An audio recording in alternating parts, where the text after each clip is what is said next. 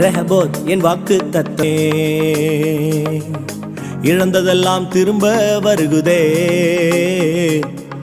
முந்தின சீரை பார்க்கிலும் நற்சீரை எனக்கு தந்திரே. ரெஹபோத் என் வாக்கு தத்தமே, இழந்ததெல்லாம் திரும்ப வருகுதே, முந்தின சீரை பார்க்கிலும் நற்சீரை எனக்கு தந்திரே. இயேசு கிறிஸ்துவின் நாமத்தினாலே இந்த காலை வேளையில ஒவ்வொருவரையும் வாழ்கிறேன். தேவன் தாமே மகா இரக்கத்தின் நிமித்தம் இந்த கம்யூனிட்டியில நம்ம எல்லாரையும் பங்கு பெற உதவி செய்தார். இந்த பேண்டமிக் சூழ்நிலையிலையும் இந்த கொடூரமான அந்த வியாதி சூழ்நிலை லாக்டவுன் மத்தியிலையும் நம்ம ஒவ்வொருவருக்கும் ஜீவன் கொடுத்த அந்த தேவனுக்கு நன்றி சொல்லப்போம். பாருங்க, பெரிய விஷயம் இன்னைக்கு பணம் பொருளை விட உயிர் கிடைக்கிறது அப்படி ஆயிடுச்சு இந்த சூழ்நிலை. ஆனா அதுல அது ஒரு கொள்ளை பொருளாய் நமக்கு வை கொடுத்து நம்மை பத்திரமாய் பாதுகாத்துக்காரு. கர்த்தரை துதிக்க போகிறோம், முழு இருதயத்தோடு அவர் துதிப்போம். ஆண்டவரே, இந்த காலை வேலைக்காய் நமக்கு சோஸ்திரம் அப்பா. அந்த துதிக்கிற ஒவ்வொரு துதிகளும் சுகந்த வாசனையா இடத்துல வந்து சேரட்டும். கொடுக்கிற செய்திகள் ஒரு மன்னாவாய் வந்து ஒவ்வொருவருடைய இருதயத்தையும் போஷிக்கட்டும். அப்பா, எங்களுக்கு ஜீவனை கொடுத்து பாதுகாத்தீரே, நன்றி செலுத்துகிறோம். ஆண்டவரே, ஆறுகளோடு நடந்தோம், அக்னியோட போனோம், ஆனால் நாங்கள் வேகாது இருக்கிறோம் என்று சொன்னது போல நாங்கள் எங்க சபைகளும் பிள்ளைகளும் எத்தனையோ கஷ்டங்கள் மத்தியில போனோம். ஆனா எல்லாத்துலயும் எங்க கூட இருந்து எங்களை பாதுகாத்ததற்காக மக்கள் நன்றி.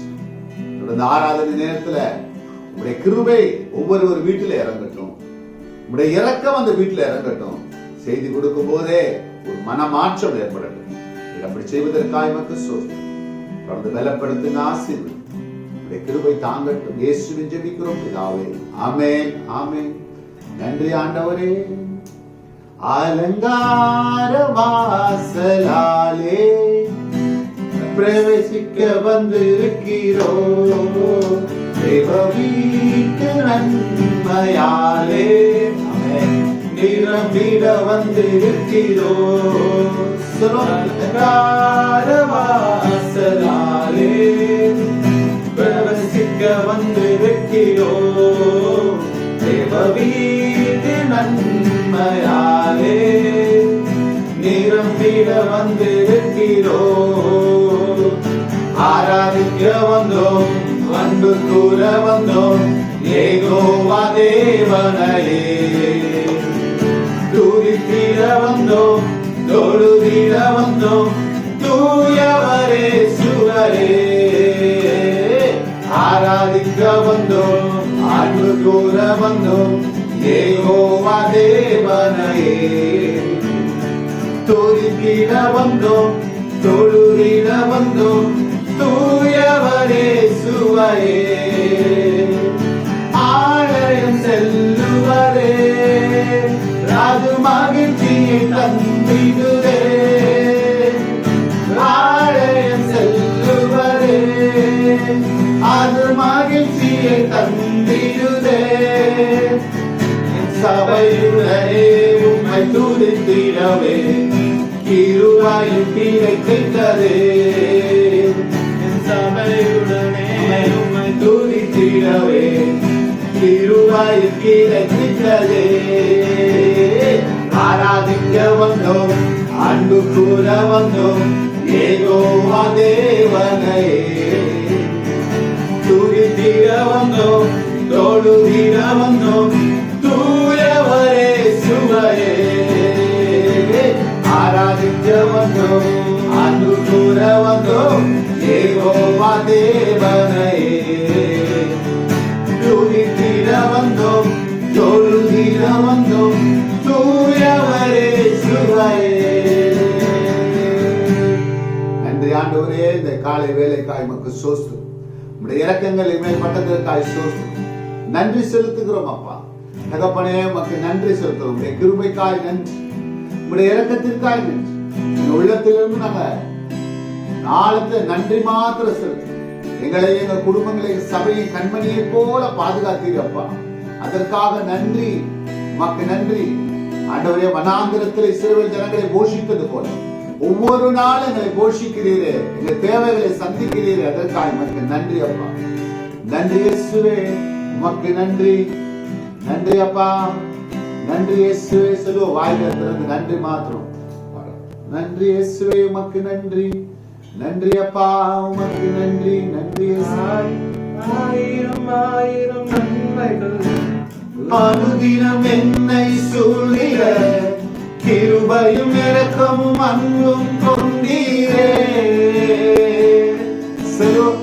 ஆயிரம் ஆயிரம் நன்மைகள் அனுதினம் என்னை சூழிட கிருபையும் இரக்கமும் அன்பும் கொண்டீரே. நல்ல எபினேசராய் என்னை நடத்தி வந்தீரே. நன்றி சொல்ல வார்த்தை இல்லையே. நல்ல எபினேசராய் என்னை நடத்தி வந்தீரே. நன்றி சொல்ல வார்த்தை இல்லையே. ஆயிரம் ஆயிரம் நன்மைகள் அனுதினம் என்னை சூழ்ந்திட கிருபையும் இரக்கமும் அன்பும் கொண்டீரே. ஆயிரம் ஆயிரம் நன்மைகள் அனுதினம் என்னை சூழ்ந்திட கிருபையும் இரக்கமும் அன்பும் கொண்டீரே. நல்ல எபினேசராய் என்னை நடத்தி வந்தீரே. நன்றி சொல்ல வார்த்தை இல்லையே. நல்ல எபினேசராய் என்னை நடத்தி வந்தீரே. நன்றி சொல்ல வார்த்தை இல்லையே. தேவை பெருகும் போது சிக்கி தவித்திடாமல் உதவும் கரங்கள் நான் கண்டேன். தேவை பெருகும் போது சிக்கி தவித்திடாமல் உதவும் கரங்கள் நான் கண்டேன். எல்லா நேரத்திலும் என்னை விடாமல் காக்கும் அன்பின் நல்ல கர்த்தரே. சொல்லுவோம், எல்லா நேரத்திலும் என்னை விடாமல் காக்கும் அன்பின் நல்ல கர்த்தரே. ஆயிரம் ஆயிரம் நன்மைகள் அனுதினம் என்னை சூழ்ந்திட கிருபையும் இரக்கமும் அன்பும் கொண்டீரே. நல்ல எபினேசராய் என்னை நடத்தி வந்தீரே. நன்றி சொல்ல வார்த்தை இல்லையே. நல்ல எபினேசராய் என்னை நடத்தி வந்தீரே. நன்றி சொல்ல வார்த்தை இல்லையே. நல்ல எபினேசராய் எங்களை நடத்தி வந்தீரப்பா, உமக்கு நன்றி சொல்ல வார்த்தையே இல்லை. இதுவரை எங்களுக்கு செய்த உதவிக்காய் உமக்கு நன்றி. இந்த கம்யூனியில பங்கு பெறும்போது இத்தனை நாட்கள் எங்க வாழ்க்கையில் இருந்த குழப்பங்கள் சாபங்கள் எல்லாவற்றையும் நீக்கி போட போவதற்காக மரத்திலே தூக்கப்பட்ட எவனும் சபிக்கப்பட்டவன் கிறிஸ்து எங்களுக்காக சாபமாய் நியாயப்பிரமாணத்தின் சாபத்திலிருந்து எங்களை விடுதலை ஆக்கினார். வார்த்தையின்படி எல்லா சாபத்திலிருந்து நீ விடுவிப்பதற்காக கிருபை தாங்கட்டும், பலப்படுத்துங்க. ஆசிரியர் இயேசுவின் ஜெபிக்கிறோம் பிதாவே, ஆமென் ஆமென். தொடர்ந்து நம்ம ஆண்டவருடைய வார்த்தையை கேட்போம். கர்த்தர்தாமே இந்த நாளை நம்ம நடத்தி செல்வதற்காக நன்றி சொல்றேன். நான் திரும்ப சொல்றேன், நமக்கு கொடுத்த ஜீவனே ஒரு கொள்ளை பொருள் போல. அதற்காக நம்ம ஆண்டவருக்கு நன்றி மாத்திரம் சொல்லுவோம். நன்றி அப்பா, நீ செய்ததற்காக. சரி, வேகமாக சில வேத வாசியங்களை வாசிச்சு கம்யூனியன்ல பங்கு பெற போறோம். I hope everybody has the communion. எல்லாத்தையும் கம்யூனியன் இருக்கும் நினைக்கீங்க. நாங்கள் கடைக்கு போனோம், அன்பார்ச்சுனேட்லி அந்த கியூப்ஸும் இதுவும் கிடைக்கல. லாக்டவுனால மண்டேல இருந்து எல்லாம் ஓப்பன் பண்ணிடுவாங்க. கட்டாயம் நிச்சயம் செய்வாங்க. கர்த்தருடைய ஆலயம் மிக விரைவா திறக்கப்படும் நாங்கள் விசுவாசிக்கிறோம். நம்ம எல்லாம் கர்த்தருடைய ஆலயத்துல சேர்ந்து துதிக்க போறோம். கர்த்தரை துதிப்பதை விட வேற பாக்கியம் என்ன சொல்லுங்க? நம்ம எல்லாம் கூடி இருப்பது எதற்கு? அவரை மகிமைப்படுத்ததான். வேகமா ரெண்டு தேவ வார்த்தைகளை உங்கள் உற்சாகம் ஊடகமா இந்த ஆலோசனைகளை சொல்லி நான் முடிக்க விரும்புகிறேன். பாருங்க, லூக்கா 3ஆம் அதிகாரம் 21, 22. திரும்ப சொல்றேன், லூக்கா சாப்டர் 3:21 verses 22. ஆண்டவரே, இந்த வார்த்தைகளை 30, 60, 100 நீர் ஓங்கி விளைய செய்ய போவதற்காக கேட்கிற ஒவ்வொருவரையும் உயிர்ப்பியும் உங்களுடைய வாழ்க்கை உடைய வார்த்தையின்படி நடக்க உதவி செய்யும். உங்களுடைய கிருபை தாங்கட்டும். மீட்பரட்சராய் இயேசுவின் ஜெபிக்கிறோம் பிதாவே, ஆமென். பாருங்க, லூக் 3:21. ஜனங்கள் எல்லாரும் ஞானஸ்தானம் பெற்ற போது இயேசு ஞானஸ்தானம் பெற்று ஜெபம் பண்ணுகையில் வானம் திறக்கப்பட்டது. பரிசுத்தானவர் ரூபம் கொண்டு அவர் மேல் இறங்கினார். வானத்திலிருந்து ஒரு சத்தம் உண்டாகி, நீர் என்னுடைய நேசகுமாரன், உம்மில் பிரியமாய் இருக்கிறேன் என்று உரைத்தது. பாருங்க, இந்த வேத வார்த்தைகள் நீங்க அதிகமா படிச்சிருப்பீங்க. நான் திருப்பி சில காரியங்களை ஞாபகப்படுத்துவேன். அதிகமா ஆண்டவருடைய வாழ்க்கையில, தன்னுடைய வாழ்க்கையில இருந்தது 3.5 வருஷம் தான் ஊழியம் பண்ண. ஆனா ஒரு அதிகமான நேரம் செலவழிச்சது அவர் பிதாவோடய தான் செலவழிச்சார். அது எப்பொழுதும் ஜெபம் பண்ணுகிறவராய் தேவனுடைய சித்தத்தை செய்கிற ஒரு மகனாய் காணப்பட்டார். நான் அதுதான் அந்த வசனத்தை எடுத்து காமிச்சேன். Always you do the will and always you wants to please the God. அவர் அப்பாவை சந்தோஷப்படுத்துறது, எப்பொழுதும் ஜெபம் பண்றதுதான் அவர் வாழ்க்கையில முக்கியமான ஒரு நோக்கமா இருந்துச்சு. பாருங்க, இந்த லூக்கால எழுதியிருக்கு, ஜனங்கள் எல்லாரும் ஞானஸ்தானம் பெற்று, இயேசு ஞானஸ்தானம் பெற்று ஜெபம் பண்ணுகையில், while he was praying the heaven opened. அவர் ஜெபிக்கும் போது வானம் திறந்து பரிசுத்தாவினார். இயேசு கிறிஸ்துடைய வாழ்க்கையுடைய ஆரம்பமே ஜெபத்துல தான் ஆரம்பிச்சு. he started with the prayer. பாருங்க, வரிசையா நீங்க மார்க் 1:35 எடுத்து படிச்சீங்கன்னா, அவர் அதிகாலை இருட்டோடு எழுந்து, அப்படிதான் இருக்கு பாருங்க, மார்க் 1:35. அவர் அதிகாலை இருட்டோடு எழுந்து புறப்பட்டு வனாந்திரத்திலே ஒரு இடத்துல போய் அங்க ஜெபம் பண்ணினார். அவருடைய வாழ்க்கையை பாருங்க. பரிசுத்தாவின் அபிஷேகம் பெறுவதற்கு முன்பாக ஜெபம் பண்ணார். பெற்ற பின்பும் எப்ப பார்த்தாலும் ராத்திரி இருட்டோடு. எதுக்கு? அந்த பெற்ற அபிஷேகத்தை காத்துக்கொள்வது. இந்த ஜெபம் பண்ணும் போது அபிஷேகம் இறங்கும். ஆனா அந்த அபிஷேகம் நமக்குள்ளே தரித்து, நமக்குள்ளே வாசம் பண்ணி, நமக்குள்ளே பலப்படுத்தணும். அதற்கு தேவை ஜெபம். அது இயேசுதான். பாருங்க, அதுக்கு ஒரு அடையாளம், உதாரணம் அவர் தான்.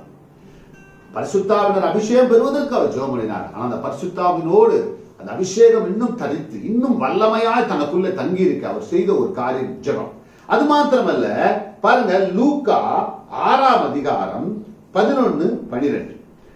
திரும்ப சொல்றேன், லூக் சாப்டர் 6:11-12. அவர்கள் மூர்க்க வெறி கொண்டு இயேசுவை என்ன செய்யலாம் என்று ஆலோசித்தார்கள்.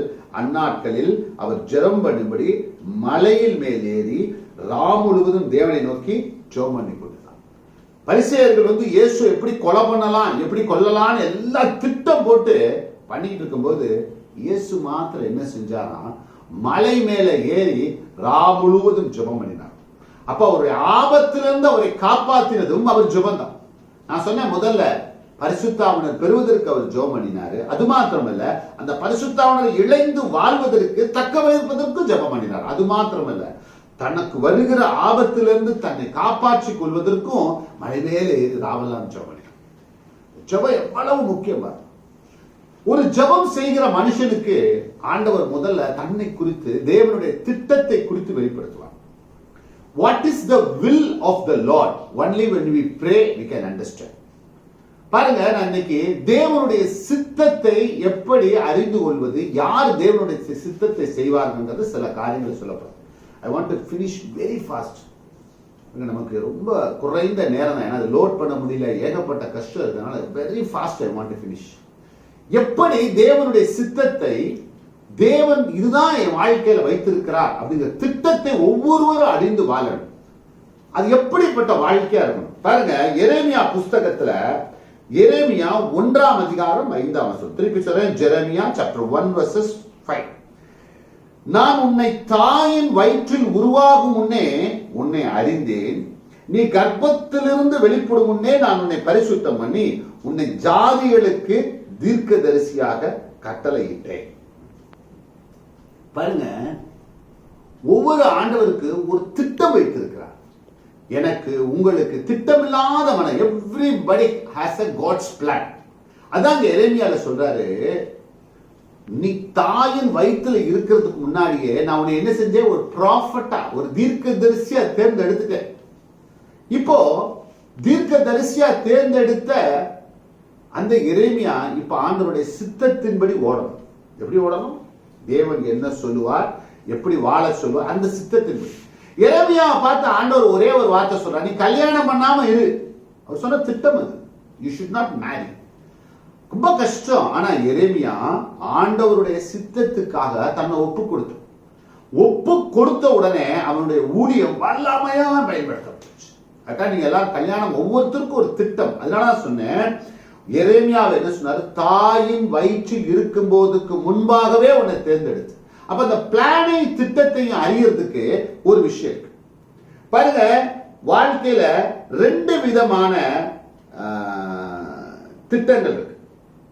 தேவனுடைய திட்டம், தேவனுடைய சித்தம், அனுமதிக்கப்பட்ட சித்தம். There is a will of God and permissive will of God. அப்படின்னா என்ன அர்த்தம்? தேவன் சொல்லுகிற திட்டம் ஒன்று உண்டு, நீங்க ஆசைப்பட்டு ஜெபம் பண்ணி பெற உண்டு. ரெண்டுக்கு என்ன வித்தியாசம்? நான் ஷார்ட்டா வேகமா சொல்லி முடிச்சிடறேன். பாருங்க, தேவன் ஒவ்வொரு மனுஷனுக்கு ஒரு திட்டம் வைத்திருக்கிறான்னு சொன்னேன். அதே போல தேவன் தருகிற ஒரு திட்டம் உண்டு, நம்ம ஆசைப்பட்டு பெறுகிற ஒரு திட்டம். பாருங்க, அந்த திட்டத்தை அறிவது எப்படி? How to know that we have to know, how to know the will of God. கடவுளுடைய சித்தம் வாழ்க்கையில, கடவுளுடைய பிளான் என் வாழ்க்கையில அறிவது எப்படி அப்படிங்கிறதுக்கு முதல் ஸ்டெப் பாருங்க, ரோமர் அதிகாரம் 12:2. திரும்ப சொல்றேன், ரோமன் சாப்டர் 12 verses 2. நீங்கள் இந்த பிரபஞ்சத்தின் ஒத்த வேஷம் தெரியாமல் தேவனுடைய நன்மையும் பரிபூர்ண சித்தம் இன்னதென்று பரியத்தக்கதால் உங்கள் மனம் புதிதாகிறதாலே நீங்கள் மறுரூபமாக. திரும்பி பாருங்க, இந்த உலகத்தோட வேஷம் தெரியாம, இந்த உலகத்தோட மிக்ஸ் ஆகாம தேவனுடைய நல்லது என்ன, கெட்டது என்னன்னு தெரிஞ்சு, அதுதான் முக்கியம், அது தெரிஞ்சு பரிபூர்ண சித்தம் என்னதென்று பகுத்தறியத்தக்கதால் உங்க மனசு புதுசாகும். அப்ப என்ன ஆகணும்? ஆண்டவருடைய பிளான் என்னன்னு உங்க வாழ்க்கையில தெரியணும்னா முதல்ல மாற வேண்டியது உங்க மனசு. கிறிஸ்துவுக்குள் நீங்க யார் என்று அறிஞ்சா கிறிஸ்துவுக்குள்ளதான் தேவனுடைய திட்டங்கள் வெளிப்படும். Not from apart from everything inside us in Christ. கர்த்தருக்குள்ளதான் நம்ம திட்டம். அப்ப முதல்ல என்ன செய்யணும்? நம்ம மனசு மறுரூபம் ஆகிறதுனாலே உங்களுக்கு எனக்கு ஆண்டவர் ஒரு திட்டம் வைத்திருக்காரு. அந்த திட்டத்தை அறிந்து கொள்ள முடியும். எப்படியா? எது நல்லது எது கெட்டதுன்னு தெரிஞ்சுக்கிறதுக்கு நம்ம மனசு மறுரூபமாகும். அதனாலதான் சொன்னதுக்கு எபேசியர் புஸ்தகத்துல நீங்க 5:10 படிச்சு பார்த்தீங்கன்னா, கர்த்தருக்கு, எபிசியன்ஸ் சாப்டர் 5:10, கர்த்தருக்கு பிரியமானது இன்னதென்று சோதித்து பாருங்க. அப்ப என்ன செய்யணும்? ஆண்டவருடைய நம்ம மனசு புரியணும்னா கர்த்தருக்கு என்ன பிடிக்குங்கிறத யோசிச்சு சோதிச்சு செய்யணுமா. நமக்கு பிடிச்சதெல்லாம் கர்த்தருக்கு பிடிக்கணும் அவசியம் கிடையாது. சில பேர் தன் ஆவியிலே ஏவப்பட்டதெல்லாம் கர்த்தருக்கு பிடிச்சிட்டு சொல்லிட்டு இருப்பாங்க. பாருங்க, நான் அடிக்கடி சொல்லுவேன், மினிஸ்ட்ரி செய்யறதுக்கு 3 விதமான ஜனங்கள் இருக்காங்க. சில பேர் எப்படி தெரியுமா? ஆண்டவருக்காக ஏதாவது உதவி செய்ய போறோம்னு நினைச்சுக்குவாங்க. சில பேர் மனுஷரால என்ன செய்வாங்க? ஊழியத்தை கொண்டு வருவாங்க. நீங்க வந்து நான் என் பிள்ளை வந்து ஊழியம் பண்ணணும் ஊழியத்தை கொண்டு வருவாங்க. 3வது கர்த்தரே அழைப்பாங்க. ஆனா எப்பவுமே நீங்க விரும்பி நல்ல எண்ணத்துல வந்தாலும் சரி, இல்ல உங்க குடும்பத்துல யாராவது உங்களை கொண்டு வந்தாலும் சரி, அது தேவ சித்தம். கர்த்தர் உங்களை அழைத்தாதான் தேவ சித்தம். அதனால நான் சொன்னேன், திரும்ப கர்த்தருக்கு பிரியமானதுன்னு சோதித்து பாருங்க. எது நல்லது எது கெட்டதுன்னு அதை சோதித்து அறியணும். பாருங்க, இங்க ஒரு கர்த்தருடைய சித்தத்தை செய்யாத சில குரூப்ஸ், அதை பத்தி நான் சொல்றேன். சங்கீத புஸ்தகம் 106, திரும்ப சொல்றேன், சாம்ஸ் சாப்டர் 106 verses 10 இருந்து வாசிப்போம். நான் எடுத்துக்கிறேன் பைபிள்ல. சங்கீதம் 106 12 இருந்து, சாம்ஸ் சாப்டர் 106 verses 12 பார்க்கிறேன். அப்பொழுது அவர்கள் அவருடைய வார்த்தை விசுவாசத்தை துடிப்பாடினார்கள். ஆனாலும் சீக்கிரமாய் அவருடைய கிரியைகளை மறந்து அவருடைய ஆலோசனைகளை காத்திராமல் வனாந்திரத்திலே இச்சை உள்ளவராகி அவாந்திர வழியிலே தேவனை பரிசுத்து பார்த்தார்கள். அப்பொழுது அவர்கள் கேட்டதை அவர் கொடுத்தார். அவர்கள் ஆத்துமாக்களிலோ இளைப்பை உண்டு பண்ணினார். பாருங்க, இஸ்ரவேல் ஜனங்கள் வனாந்திரத்துல போறாங்க. போய் ஆண்டவர்கிட்ட போயிட்டு இருக்கும்போது ஆண்டவரை பார்த்து துதிச்சு எல்லாம் செய்யறாங்க. ஆனா என்ன செஞ்சிட்டாங்களாம் பாருங்க, வேதத்துல அழகா இருக்கு. சங்கீதம் 106:13 ஆனாலும் சீக்கிரம் அவருடைய கிரியைகள் மறந்தார்கள், அவருடைய ஆலோசனையை காத்திருக்கவில்லை. இங்கிலீஷ்ல படிச்சு பாத்தீங்கன்னா soon he forgot his words and they are not wait for his counsel அப்படின்னு இருக்கு. சீக்கிரமா ஆண்டவருடைய வார்த்தையை மறந்துட்டாங்களாம், அவருடைய ஆலோசனைக்கு காத்துறாம போயிட்டாங்க. அப்போ ஒரு மனுஷன் ஆண்டவருடைய சித்தத்தை செய்யணும்னா முதல்ல என்ன நிறைஞ்சிருக்கணும்? தேவனுடைய வார்த்தை உங்க மனசை புதிதாக்கணும். அதனாலதான் சொன்னேன், உங்க மனம் புதிதாகிறதுனாலே தேவன் என்ன பிளான் வச்சிருக்கான்னு உங்களுக்கு தெரியும். அப்ப முதல்ல என்ன நிறைஞ்சிருக்கணும்? தேவனுடைய வார்த்தை உங்களுக்குள்ள நிறைஞ்சிருக்கணும். Unless the word is not filled inside of you, you cannot know the will of God. கர்த்தருடைய வார்த்தை உங்களுக்குள்ள நிறைஞ்சிருக்கா? அவர் வார்த்தையின்படி நீங்க நடக்க பாக்குறீங்களா? அவரை பிரியப்படுத்த பார்க்கல. இந்த காரியங்கள் மாத்திரம்தான் உங்களை அவருடைய சித்தத்துக்குள்ள அவருடைய திட்டத்துக்குள்ள நடத்தி கொண்டு வரும். மறுபடியும் சொல்றேன், நீங்க மனம் மறுபமாகணும்னா தேவனுடைய வார்த்தை உங்களுக்குள்ள நடக்கும். இந்த தேவனுடைய வார்த்தை உங்களுக்குள்ள நிறைஞ்சிருந்தா தான் கர்த்தருடைய சித்தம் என்னவோ அதன்படி நம்ம செய்ய முடியும். இல்லைன்னா நம்ம பெர்மிசிவ் இல்லை, நம்மளுடைய ஆசையின்படி நம்ம நிறைவேற்றும்.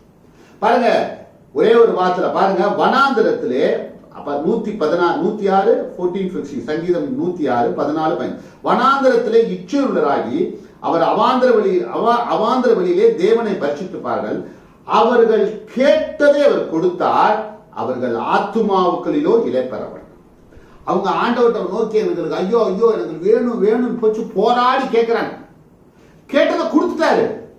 ஆனா மனசுக்கு என்ன இல்ல? ஒரு ரெஸ்ட் இல்ல, சமாதானம். இன்னைக்கு நிறைய பேருக்கு ஆண்டவரோட போராடி அது வேணும் இது வேணும், ஆண்டவருடைய சித்தமா இல்லையான்னு தெரிஞ்சு சண்டை போட்டு வாங்கிடணும்.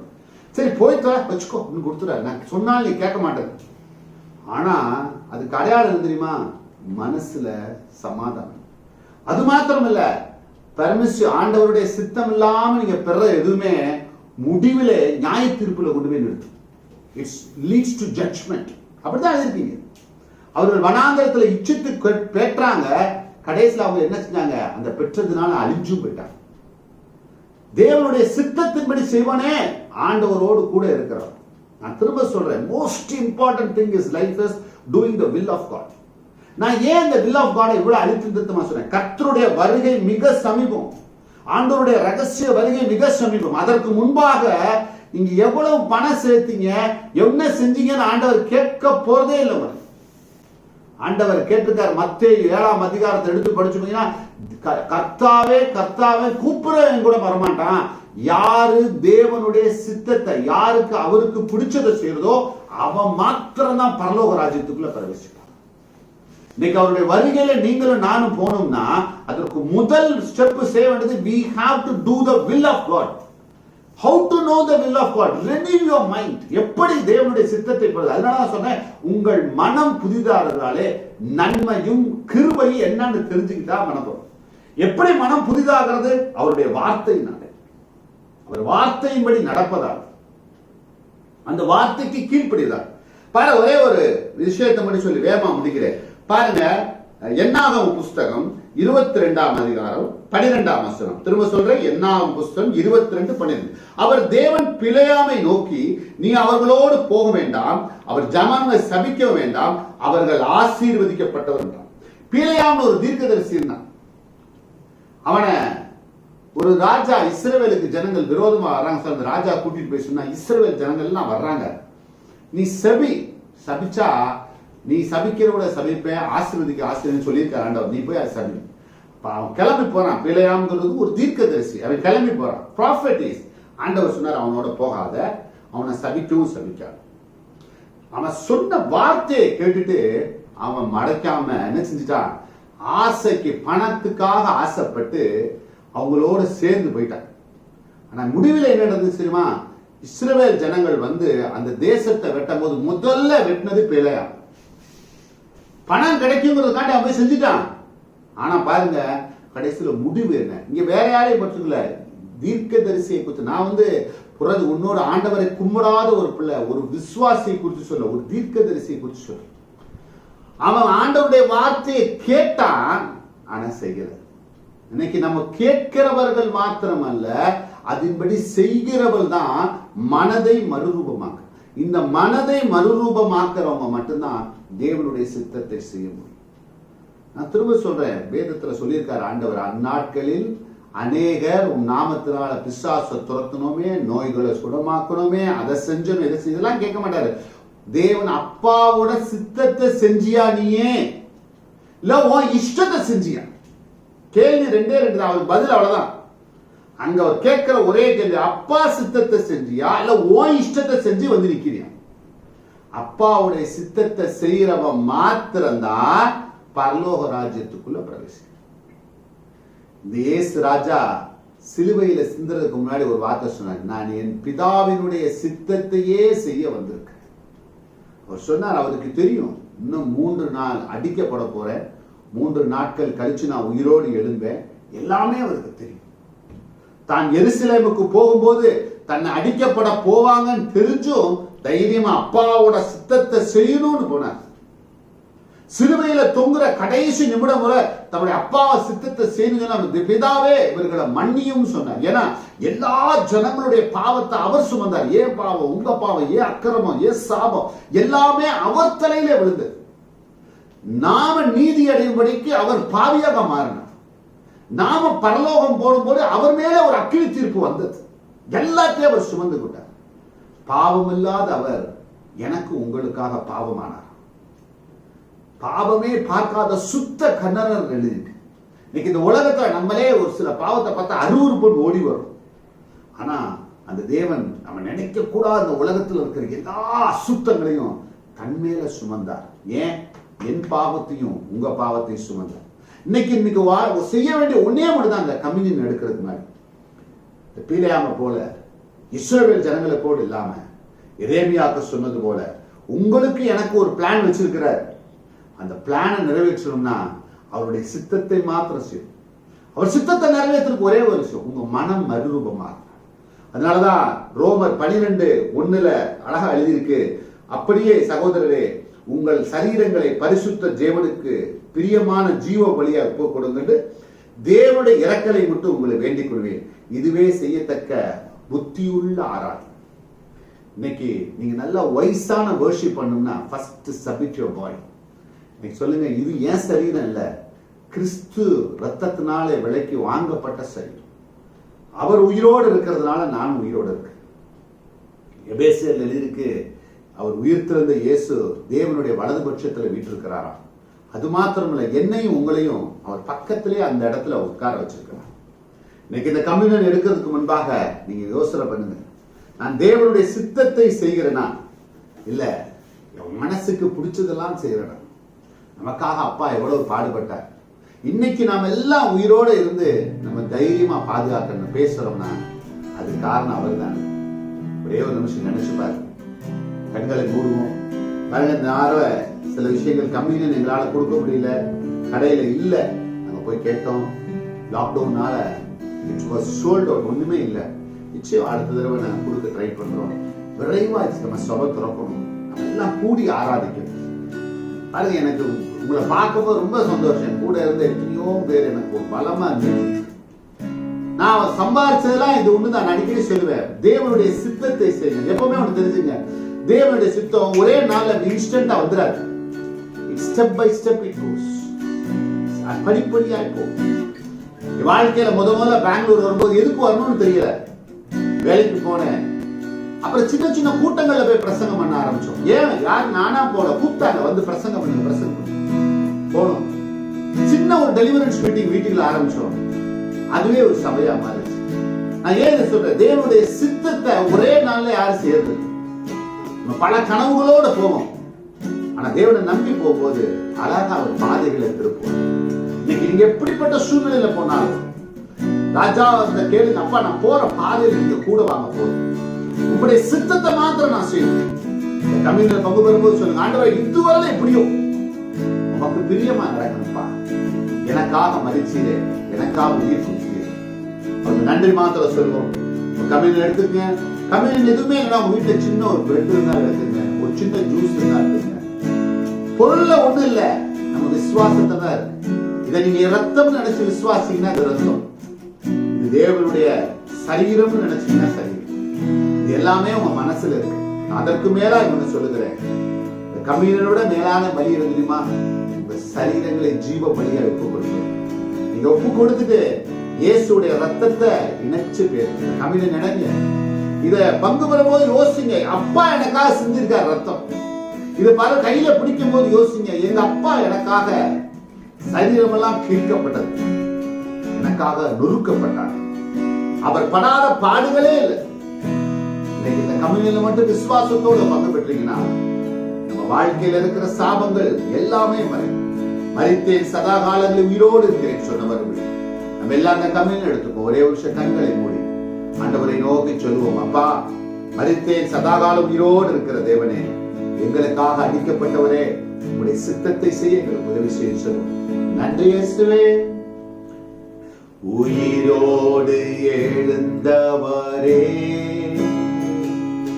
உம்மை ஆராதனை செய்கிறோம். ஜீவனின் அதிபதியே, உம்மை ஆராதனை செய்கிறோம். உயிரோடு எழுந்தவரே, உம்மை ஆராதனை செய்கிறோம். மகாதோரு மனுஷனுக்கு ஜீவனின் அதிபதியே, உம்மை ஆராதனை செய்கிறோம். சொல்வோம், அல்லேலூயா ஹோசன்னா. நன்றி ஆண்டவரே. அல்லேலூயா ஹோசன்னா, அல்லேலூயா ஹோசன்னா, அல்லேலூயா ஹோசன்னா, அல்லேலூயா ஹோசன்னா, அல்லேலூயா ஹோசன்னா, அல்லேலூயா ஹோசன்னா, அல்லேலூயா ஹோசன்னா. மானாலுகோ பரஹந்தரிகல மகுஷே பரிகந்தருனிகல யாவிதரு ஹமனந்தலுகோ நிஷா ரபாஹத்தரே கந்தியால. நொறுங்குண்டவர்களும் நறுங்குண்ட ஆவியை நான் புறம்பே தள்ளுவதில்லை என்று சொல்லி நம்ம எத்தனையோ இன்னைக்கு நொறுக்கப்பட்ட சூழ்நிலையில வந்திருக்கிறோம். ஆனா நம்ம போற பாதை இந்த உலகத்துல யாருக்குமே புரியலாம் பரவாயில்ல, நமக்காக சிந்தப்பட்டவருடைய ரத்தத்துக்கு புரியும். நம்மை போல அவர் பாடுபட்டார், நம்மை போல அவர் நிந்திக்கப்பட்டார், நம்மை போல சிலுவையில் அவர் ஒரு அனாதையை போல தொங்கினார், நம்ம போல பாடுபட்டார். அவருடைய ஏழை தச்சராய் பிறந்தார். அவருக்கு தெரியும் வறுமைனா என்ன, நம்முடைய கடன் பாரங்கள் எல்லாம் அவர் மேல சுமந்தார். அதனால தெரியும் அவருக்கு வழி என்ன. நம்முடைய நோய்கள் எல்லாம் அவர் சுமந்து கொண்டார். ஒன்றுக்கு குறைய 39 அடிபட்டார். நம்முடைய சாபங்கள் எல்லாம் ஒரு முள்முடி அவர் தலையில் மேல சூட்டி, நம்மை போல எல்லாவற்றிலும் சோதிக்கப்பட்டு ஒரு சோதனையை அறிந்த ஒரு பிரதான ஆசாரியர் நமக்கு உண்டான். எல்லாவற்றிலும் நம்மளை போலே கஷ்டப்பட்டவர். ஆனா கஷ்டம் அவருக்கு தெரியும். நீ சொல்லுங்க, அப்பாவா கண்கள் என் கஷ்டம் அவர் பார்த்துக்குவார், என் வேதனை அவருக்கு புரியும். சிலுவையில தொங்கும் போது கூட தன் தாயை பார்த்து இதோ ஒரு மகன் என்று சொன்னார். தாயுடைய அன்பு என்னன்னு தெரியும், ஒரு தகப்பனுடைய அன்பு என்னன்னு தெரியும் அவருக்கு. ஆண்டவர் அத்தனையும் அறிந்தவர். இந்த கம்யூனியன்ல பங்கு பெற சொல்லு, தகப்பனே என் குடும்பத்துக்குள்ள இறங்கி வாருங்கப்பா, இந்த சாபத்தெல்லாம் மாற்றி என் வாழ்க்கையில எதெல்லாம் கோணலா இருக்கும் அதெல்லாம் நேரா மாற்றி அவரை பார்த்து சொல்லுவோம் ஒரே ஒருத்தர், அல்லேலூயா ஓசன்னா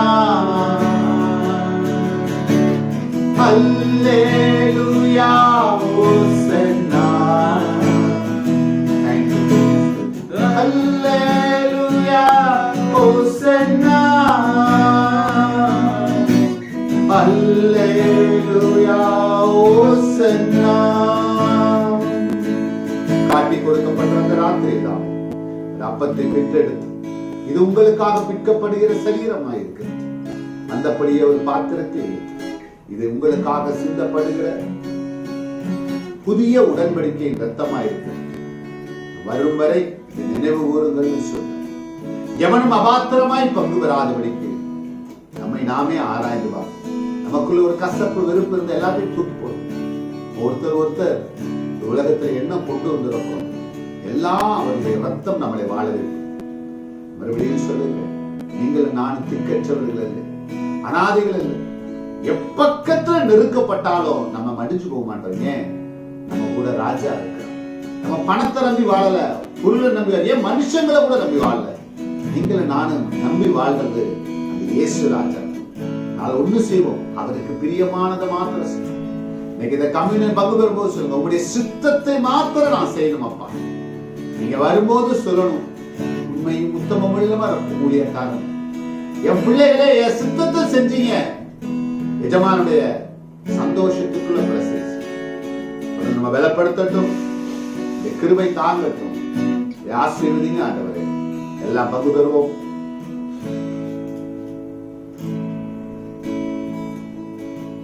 நன்றி மாத்திரம் சொல்லுங்க. நன்றி அப்பா, இந்த கம்யூனில பங்கு பெற எங்களுக்கு உதவி செய்தீரே மக்கள் நன்றி. இந்த உயிர்த்தெழுத வல்லமை மரித்து போன என்னென்ன காரியங்களோ எல்லாவற்றையும் உயிர்த்தெழ செய்ததற்காய் மக்கள் நன்றி அப்பா. மக்கள் நன்றி. உன் காலில் விழுந்து நன்றி சொல்லுங்க. நன்றி அப்பா, நன்றி. சிறு பிள்ளைகள்ல இருந்து எல்லாரையும் ரத்த கோட்டைகளை மறைத்து மாதத்தினுடைய தேவைகளை சந்திங்க. மாப்பி செய்கிற தொட்டியும் எண்ணெயும் ஆசீர்வதிக்கப்பட்டிருக்கும் என்று சொன்ன ஒண்ணுலே குறைபடக்கூடாது.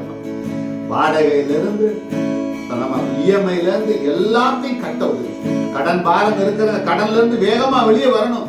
நீ அநேக ஜாதிகளை கடன் கொடுப்பான்னு வாக்குத்தத்தை நிறைவேற்றும். பிரிந்திருக்கிற பிள்ளைகள் ஒன்னா சேரணும். சண்டை சச்சரவு இந்த குடும்பத்தை விட்டு மறையணும். வியாதிகள் எல்லாம் தொடவே கூடாதப்பா. நாங்க நம்பி இதுல ஏற்படும். நீ சுமக்காத ஒண்ணுமே இல்லை, எல்லாத்தையும் சிலுவையில சுமந்து முடிந்ததை என்று முடிச்சுட்டீங்க. அதை மாத்திரம் நாங்க விசுவாசம் செய்து முடித்ததற்காக ஆசீர்வதிங்க, பலப்படுங்க. என் ரட்சகராகிய இயேசுவின் ஜெபிக்கிறோம் பிதாவே. ஆமென், ஆமென். என் ஆத்துமாவே கர்த்தரை ஸ்தோத்திரி, என் முழு உள்ளமே பரிசுத்த நாமத்தை ஸ்தோத்திரி. என் ஆத்துமாவே கர்த்தரை ஸ்தோத்திரி. கர்த்தர் செய்த சகலவர் நம் கர்த்தராகிய இயேசு கிறிஸ்துவின் கிருபையும் பரிசுத்தாவின் ஐக்கியமும் இன்றைக்கும் என்றைக்கும் சதாகாலம் நம்மோடு இருப்பதாக. ஆமென், ஆமென். தொடர்ந்து தேவனையே தரிசிங்க. அவருடைய வார்த்தையை இறுக்கி பிடிச்சிக்கங்க. தாயின் வயிற்றில் இருக்கும் போதே தேர்ந்தெடுத்து உங்களை என்னையும் அவர் தான். கர்த்தர் ஒரு நாள் நம்மை விட்டு விலக மாட்டார். சொன்னது போல கர்த்தர் நமக்கு நிழலாய் இருக்கிறார். அந்த மட்டும் ஞாபகம் வச்சு நம்ம மாசம் பூரா ஆசீர்வதிக்கட்டும். ஆமென், ஆமென், ஆமென்.